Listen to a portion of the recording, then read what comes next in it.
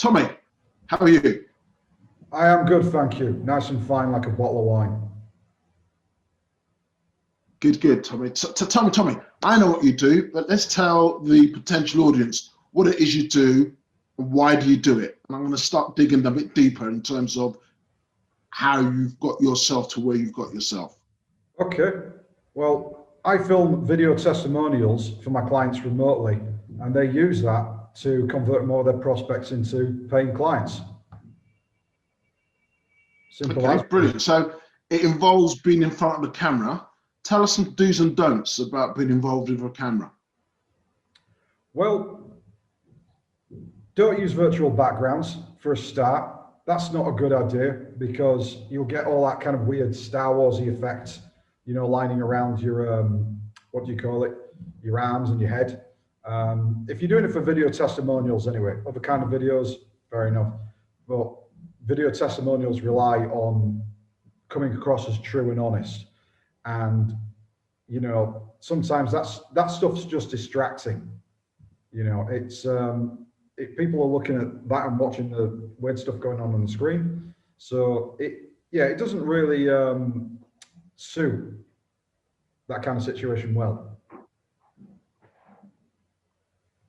Okay, so you're saying there's a difference between a video testimonial or an online interview or an online presentation webinar. What do you think is the real difference between the three formats? That is a good question. Video testimonials rely on authenticity. I mean, that's a word I don't like too much, but you know, the less staged they are, the better. As long as they're competent and people can see you and they can hear you and you're clear and you know there's nothing distracting going on, then that's enough. You really need to focus on for video quality. Beyond that, people care about what you're saying. It's what's coming out of your mouth, you know, and it's your body language, your facial expressions, things that people would care about in real life, rather than the pizzazz going on in the background. Now, if you're doing an interview, that might be a little bit different because you want to get your brand out there. Obviously, I appreciate that. You know, and you know, people might want to see your QR code or whatever it is you're putting on. You know, there's other things going on, but when it comes to a video testimonial, people are judging you on the true, you know, how true your words are, and anything that pulls away from that one key concern is going to be going against you. Okay, give me 3 pointers to a great video testimonial then. What would you be looking for? Again, great question. 3 good pointers for a video testimonial, or 3 things that really matter to a video testimonial are results. So you've got to have brought somebody something they care, you know, that's made a difference to their work or their life. You know, gratitude. They actually care about the result. It's not just some middle manager who just is happy to get rid of his boss for a few days. It's actually somebody who personally cares about what you've done for them. Because if the person that you know you're interviewing doesn't care, that's going to reflect badly on you. You know, and you want people to show that that difference matters. And you know, kind of segueing onto, you know, from gratitude is emotion. You know, some people can be pretty stony-faced about it. And, you know, I get it that some people are not as emotional as other people. With that said, emotion carries a lot of weight. You know, people want to know that you made them happy, you know, because we're all, half of the time, you know, people are miserable. So people want, you know, to see the feel-good factor. Now, don't get me wrong. Some people are not emotional types, and it would be wrong to try and make them emotional in a false way. You know, that is the nature of who they are. You can't fake someone's emotion. But still, if you can get emotion out of people in a genuine manner, then it does look really good for a testimonial. Okay, I'm going to sort of push onto some technical stuff here then. So what's the average length of a good testimonial if you're making one? If you're doing it yourself and you're not hiring somebody in, I would say it shouldn't be any longer than a minute and a half. I've seen it go to 2 minutes, but then you're really pushing your luck. You know, that's the point where people start getting itchy bums on seats, you know.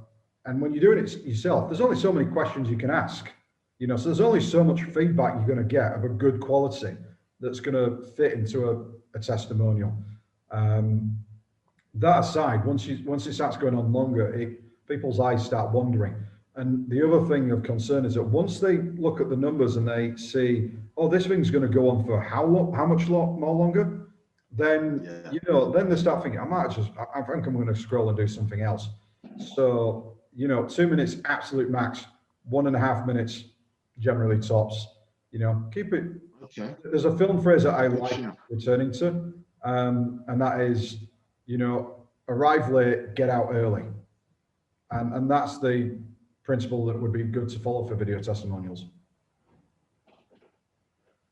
Okay, and you sort of touched on a bit earlier, but what, if you're doing it on your own, where, when, how, what should it be looking like? Because obviously now a lot of people are using online, using their own phones, using their own Zoom platforms. What should be the scene? How do you set the scene for a good testimonial video? Well, there's a few things that you brought up there. So if I just cover the first one, platforms.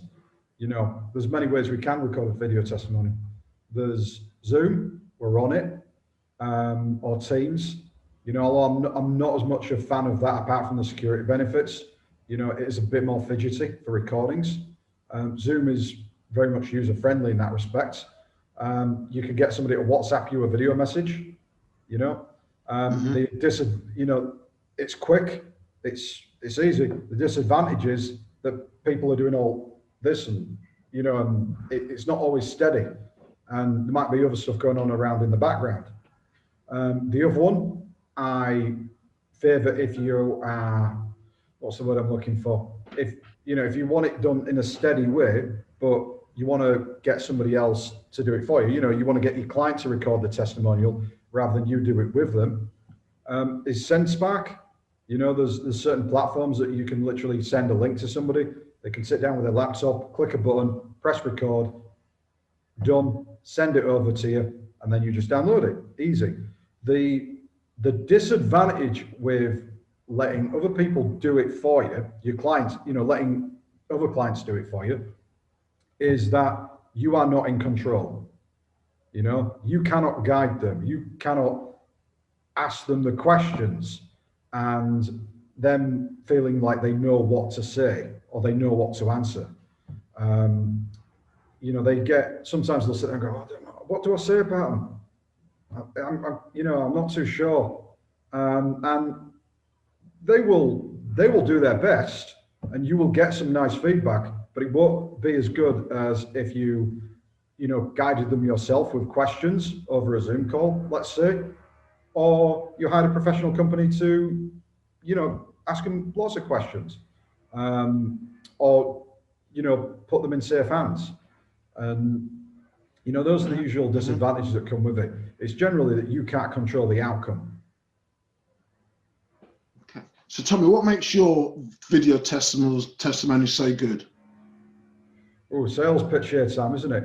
I just know how to, you know, I know how to interview people, and I also know how to make the screen look competent.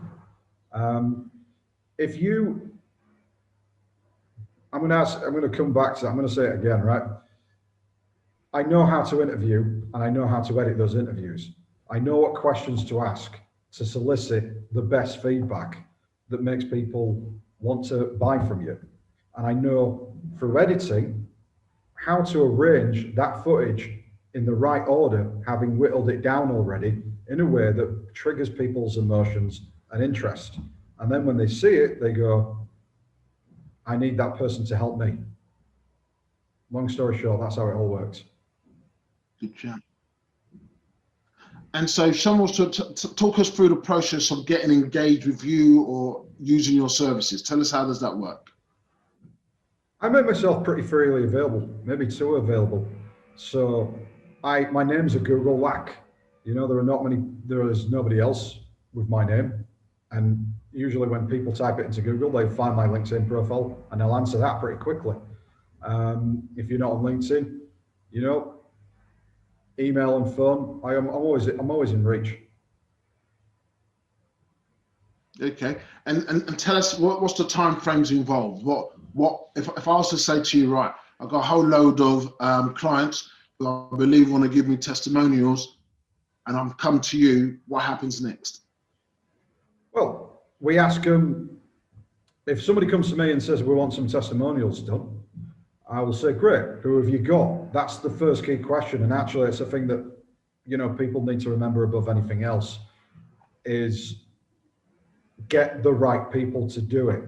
You know, you need people who either you've saved them from a fire in a metaphorical sense, or you have worked with them for a long amount of time and delivered good service, not, you know, throughout all that time. Because people want to work with people who are either capable of amazing things, or they want to work with people who they can rely on for years. You know, they don't just often, you know, want to make a single one-off purchase. And to be honest, my clients don't want people who make single purchases. They want somebody who works with them long-term. So, you know, it's good to show that you can deliver in the long run and keep delivering and never let them down and never take it for granted, you know, years later. That's the first thing. So you can never get enough. You can never get too many testimonials, is what you're saying. You can. I think there's a certain point where people will believe in you. It's the quality rather than the quantity. You know, one really powerful testimonial can move a lot of people compared to 5 average ones. You know, it's the quality of the feedback itself. It's the lines that people say that make other people want to go buy from you. An easy example is, there was a company that I worked with in color software for printing, something like that. And right at the end, somebody who I was interviewing said, the guy who comes in to visit us is the best expert on color I've met in 30 years. And I knew that if that was the only thing that they said during the whole testimonial, that would still make a massive difference. You know, it's the quality of the feedback. It's not just kind of saying things for saying them sake. You know, it's not just about saying he gave me good service, I was happy with the outcome. It's the way, it's what people say in a way that nobody else could have said it, that makes somebody want to work with that person. Yeah. I've probably not answered the question fully there. So it's about the individual. Yeah, definitely. I think what I'm getting there, the testimonial is like good feedback. All feedback is good feedback. But with the testimonial, it's got to be open. It's got to be honest. It's got to be about the service that was delivered and received, and why that person is showing gratitude for that. Yeah. Yeah, and to be honest, I mean, coaching's a great example. It's very intangible. So, and people's lives are very different. You know, the person you help today is going to have different problems than the person you help tomorrow. And your effect on them, even if you do the same things, is going to be, you know, multiplied in different ways. So, I've gone off piece here. Remind me, what was the question again? I'll come back to that. So it's about the gratitude and the quality of a testimonial. Yeah. Why is that so powerful? Yeah. So we all, you know, every client that he helps can have a different problem. It might be similar, but it will be different. And, you know, it might mean different things to them. And it's very hard to express, especially in, you know, certain more intangible areas like coaching, what difference that has made, because it's not easy to always measure in numbers. You know, it might be that they have made a big change in their life and they will talk about that big change. They might have changed jobs. They might have got rid of a partner that really wasn't doing too much for them. You know, the person that you work with tomorrow is not going to have those same problems. You know, but people will see that you're delivering real outcomes, real results, that affect people's lives in a good way. And that's, the feedback that they give is going to be very unique to reflect that. They're not going to all say the same things. They're not going to say, I was happy with the outcome. What made you happy with the outcome? Why did it mean so much to you? You're really drilling into the psychology of it. Yeah. Good shout. Well, I think you've really shown us and highlighted a number of different aspects, skill sets, and requirements for a good testimonial. One piece of advice, what would you say to people looking to improve their marketing, improve their promotional material? How does testimonies work? Give us a nice, long, powerful sentence about how and why you think video testimonies work. I'm actually going to go one step further away from testimonials to address something that people are not routinely doing. And it will affect all the marketing and not just video testimonials. The marketing will not work if you can't measure it. You can't judge if something's successful or not, or worth the money you're spending on it, or the time you're spending on it, if you do not know, like what it's bringing in. So people that I talk to routinely do not check the stats on their website. They do not check the analytics. They don't know how many people are coming to their website. They don't know where they're coming from. And they don't know, and this is a crucial thing, they don't know what changes are having a good effect or a bad one, or no effect. If you put video testimonials on a website, and there are many ways to use a video testimonial, but a website is one of the most prominent ways of doing so. If you put a video testimonial on there and you paid money for it, or you've spent time on it, how do you know if it's making a difference if you don't know what the numbers were of the people who were visiting your website in the first place? How do you know if your website was a good investment in the first place or not? How do you know if your networking is bringing people to your website who are then picking up the phone? There's stats actually for who visited your website and who clicked the call me button, or who clicked the WhatsApp button, who reached out, who played the video. There are ways of checking this stuff out. And let's say that you go to a network, event, right? You might notice afterwards, if you say something good, a spike in the number of people who visited your website after that event.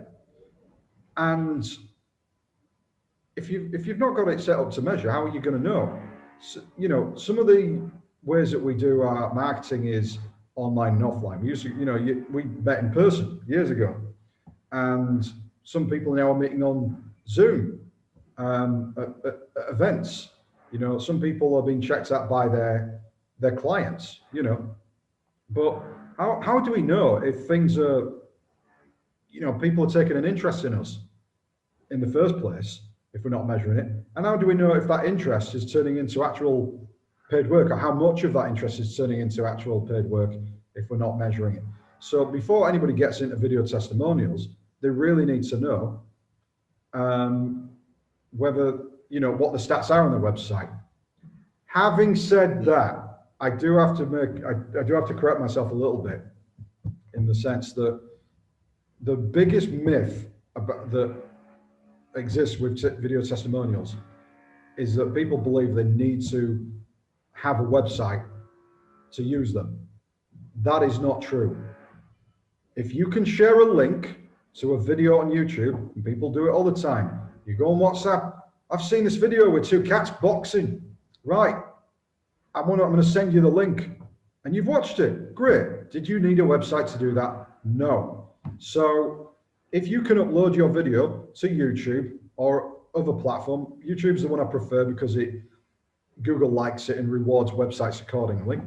But if you can upload a video to YouTube, then you have a website. You have a link that you can share your videos with. So a lot of people tell me, well, I'm going to get some videos done, but I've got to get the website done first. And my response is, I would get the videos done first, and then use the money that the videos make you to pay for the website. I know that a lot of web designers will cry foul and, you know, and speak of controversy in that respect, but a very powerful testimonial can get you work. A very good website can convert more leads, but it's more the place that drives people to you anyway. So I would go with videos first. However you do them, whether it's through, you know, somebody like me or whether you do them yourself, and then use the business they generate to get your website done. And that will work quite well together. Okay. Before we end, let's have you share your handles, your socials, and your contact details one more time, please, Tommy. Brilliant.